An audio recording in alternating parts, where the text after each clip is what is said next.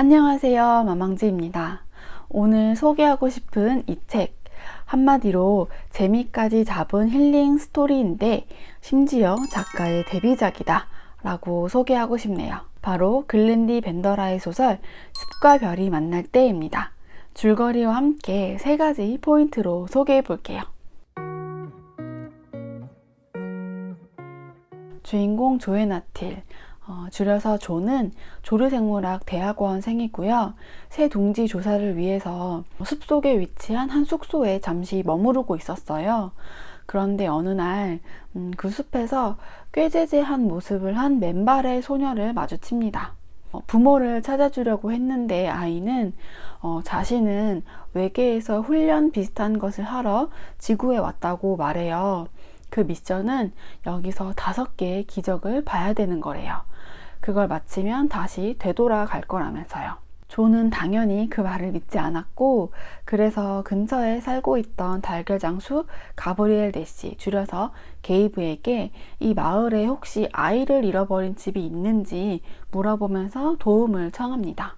이렇게 해서 두 사람은 아이의 신원을 탐색하기 시작하고, 제대로 된 대책을 마련하기 전까지 우선 함께 돌봐주기로 해요. 그리고 두 사람은 차츰 가까워지게 되고 소녀와도 우정을 쌓기 시작하죠. 그러다가 조와 게이브는 서로 내면의 아픔을 이해하면서 사랑에 빠지게 됩니다.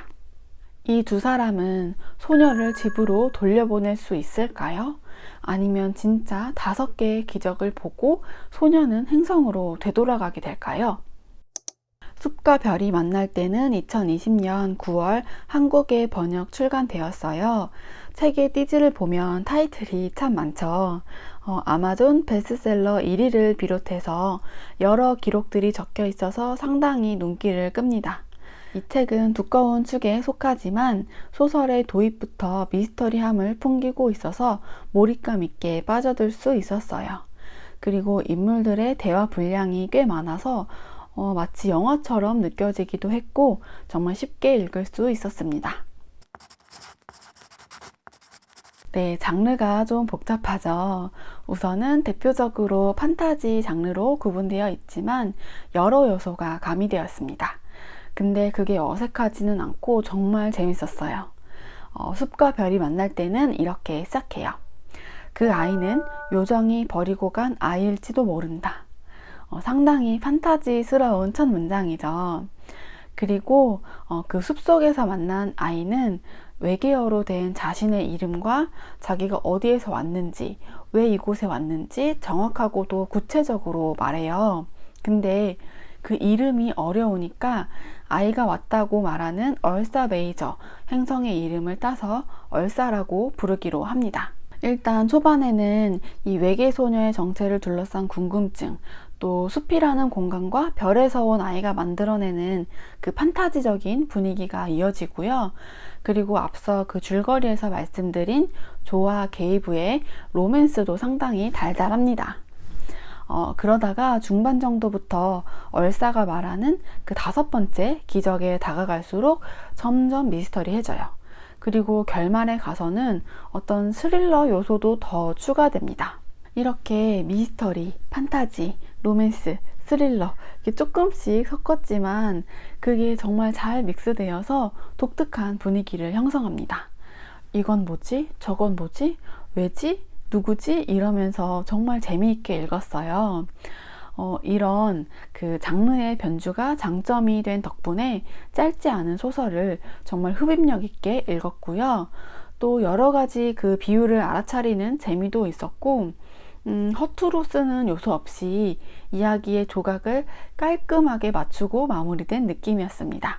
또 그 조가 새 둥지를 관찰하는 장면을 통해서 새에 관한 이야기도 종종 나와서 굉장히 흥미로웠어요. 그리고 또 쉽게 접할 수 없는 어떤 그 숲속의 산장 같은 곳에서 지내는 모습을 상상하는 재미도 있었어요. 만약에 이게 영화로 제작된다면 그 숲을 담는 영상미도 상당히 좋겠다는 생각이 들었습니다. 조, 게이브, 얼싸, 그리고 이들 주변 사람들까지 어떠한 위기를 극복하고 서로를 이해하게 되는 게 주요 내용이거든요. 그래서 이야기 자체가 정말 힐링이었어요. 우선 조는 유방암 생존자인데 암을 초기에 발견해서 완쾌할 수 있었어요. 하지만 유방과 난소를 제거해야만 했죠. 그래서 자신의 신체에 대한 자존감을 많이 잃었고 이성과의 관계에 있어서 상당히 좀 예민한 반응을 보이기도 해요. 또 게이브는 우울증과 사회불안증, 광장공포증이 있었는데 이걸 극복하기 위해서 매대로 나와 달걀을 팔기 시작했던 거였고요. 이제 두 사람은 서로 스케줄을 맞춰서 얼싸를 같이 돌보고 함께 저녁 식사하거나 놀러 가기도 하면서 많이 가까워져요. 하지만 그럴수록 오해도 조금씩 생깁니다. 각자 마음의 상처가 있었기 때문에 상대의 말과 행동을 괜히 오해하고 좀 거기에 대해서 예민하게 반응하기도 해요. 근데 그게 희한하게 계속 얼싸 때문에 다시 회복돼요. 얼싸는 좋은 일이 일어나게 만들 수 있다는 말을 계속 하거든요. 진짜 그 능력 덕분인지 둘은 잠깐 틀어졌다가도 화해하고 서로에 대해서 더 잘 알게 되고 그러면서 상처로부터 더 자유로워집니다. 더 좋은 방향으로 변해가는 거죠. 또 그들은 그 주변 사람들과의 갈등이나 위기까지도 이제 극복할 수 있게 됩니다. 서로를 통해 인간적으로 더 밝아지고 변화되는 그런 사랑스러운 힐링 스토리여서 정말 좋았습니다. 또 클라이막스에서는 막 울컥하기도 하고 눈물 나기도 하고 감동받고 막 그랬거든요. 이거를 좀 영화로 치자면 실버 라이닝 플레이북 아니면 안녕 헤이즐 같은 그런 느낌이었어요. 약한 부분을 서로 보듬어줘서 그게 더 이상은 상처로 남지 않는 것. 어떤 이런 내용 자체가 진짜 따뜻한 위로였습니다. 여기 조앤 롤링을 제친 무서운 신인의 등장이라는 문구가 눈에 띄는데요. 영상 초반에서도 언급했었지만 이 책은 글렌디 벤더라의 데뷔작이고 책 발간 이후에 J.K. 롤링을 제치고 아마존 작가 랭킹 1위에 올랐었다고 합니다. 데뷔작으로 이런 기록을 낸 것을 보면 무서운 신인이 맞는 것 같죠. 숲과 별이 만날 때는 미국에서 발표된 2019년 당시 상당히 흥행했더라고요.